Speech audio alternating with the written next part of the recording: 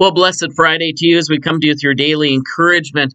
And we are at the bottom of page 65 and 66, The Day Together with Others, and it is from Life Together by Dietrich Bonhoeffer. We've been talking about prayer, both formal and informal. You can watch some of the previous videos if you're interested in that. And he speaks for today. Often in Christian community, there will be a desire for special prayer fellowships beyond the daily prayers of common devotions.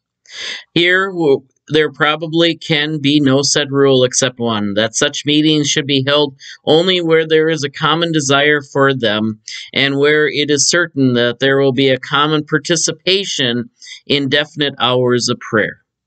Any individual undertakings of this kind may well plant the seed of destruction in the community. And it is precisely in this area that there must be a demonstration of strong bearing the burdens of the weak, and the weak not judging the strong. The New Testament teaches us that free prayer fellowship is the most natural thing in Christian practice and may be viewed without suspicion, but there is mistrust and uneasiness when one must bear another in patience. Let nothing be done by force, let everything be done by freedom and love. And so we have in this question today, is it okay to meet outside a church? And that is absolutely. But the question is it something that is bringing community together, or is it something that is destroying community? I've only been aware of at one of my previous parishes where there was a quote-unquote secret meeting and had concerns about, I believe, the direction of the church and me specifically, and it was encouraged that no one would make sure that I was informed of the meeting, even though I knew it was going on.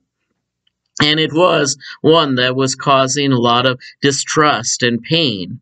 Obviously by myself, but by others who had heard that it was happening. And it is easy to fall into destructive traps like that. But if we are talking about a meeting of prayer, a meeting for the common good, a meeting that also involves an open invitation to all and not just to some, and this is probably a key thing to think about, is sometimes we do try to segregate our meetings because we think that some people are maybe a little bit more troublesome than others. And this is where I think his admonition is quite clear. We need to make sure that most of our meetings, if not all of our meetings, are involving people of all different types of spirituality, all different types of people, whether weak or strong.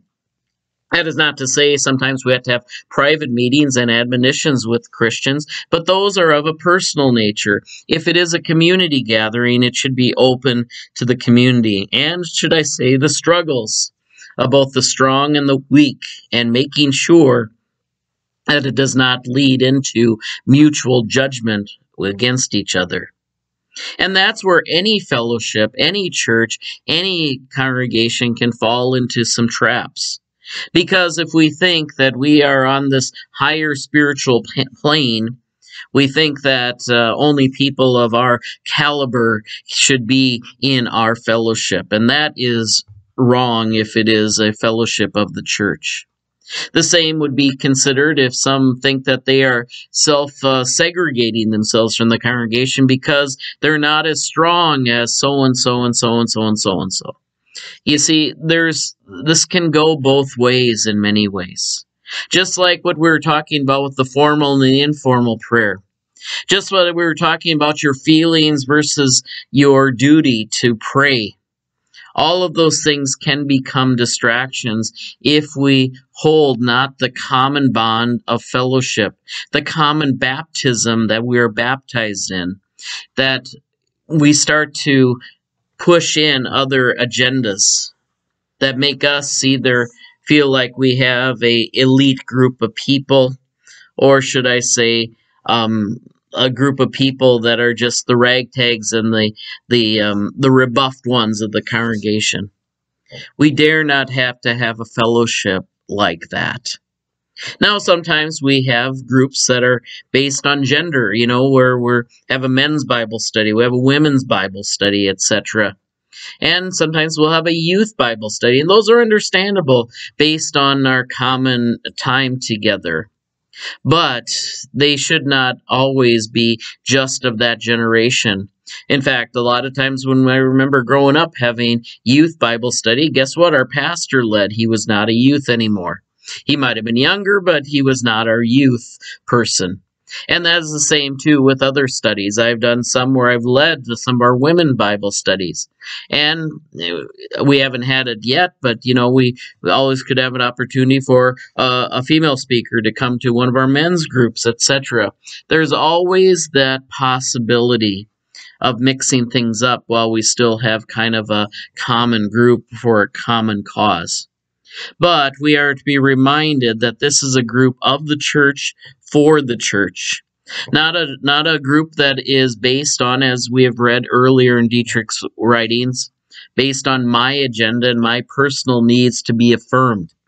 Because sometimes any leader can turn that into, whether it be church, it can be some of our organizations of the church, it can just turn into that person's personal agenda. And that is wrong, no matter what type of group we're talking about.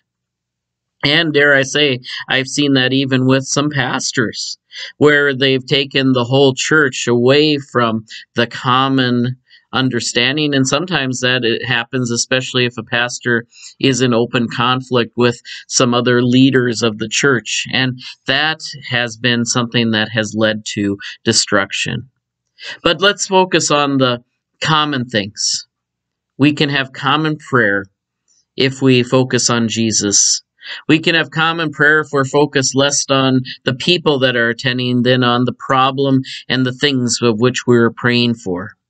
And we can have open prayer fellowships if we focus simply on lifting people up rather than bringing people down. So all of those things are very important to remind ourselves of. Whether we are an official worship service of the congregation or we are a fellowship that happens to meet at the congregation, all of these are reminders of our common bond in Jesus Christ. Take care. God bless. Don't forget to join us for our Sunday worship, and then we'll see you back on Monday. See you later. Bye-bye.